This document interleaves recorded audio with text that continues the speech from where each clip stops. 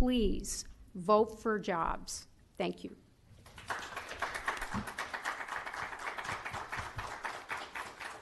Thank you. You want to speak now, Supervisor? Okay, go ahead. Supervisor Bronson.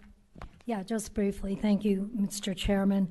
I find it curious that in a letter dated December 28, 2016, a denial of the Section 404 permit seemed imminent. The South Pacific's Division Colonel Hemlinger advised the applicant for the basis of his denial.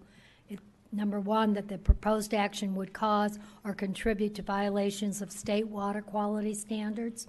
Number two, that the proposed action would result in a significant degradation of the waters of the United States as a result of a substantial reduction of ecological functions and services, and the project would contribute to the degradation of outstanding Arizona waters.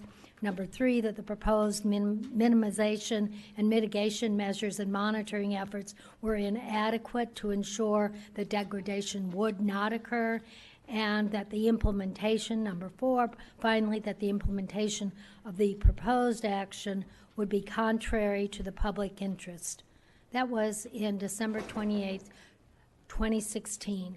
What changed Colonel Hemlinger's opinion? First, the Corps undertook an extraordinary review with a completely different staff who operated in isolation from the Los Angeles district, who worked for years on this project. This review was so extraordinary that there were no guidelines, no time frame for the review. The review stemmed from second, the new Corps staff found 3 new and questionable reasons to approve the project, which are cited in the decision. So it's just, I think, unacceptable how they got from almost denying the permit to now giving the permit was because they kept saying everything was outside the scope of their analysis. The potential for previous mining activities to affect water quality and the need for remediation outside the scope of their analysis, it was inside the scope in December.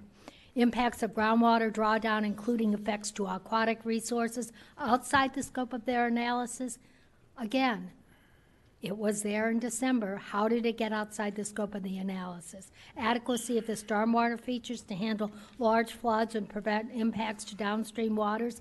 Now it's outside the scope of their analysis. Impacts to wildlife beyond the initial discharge of fill.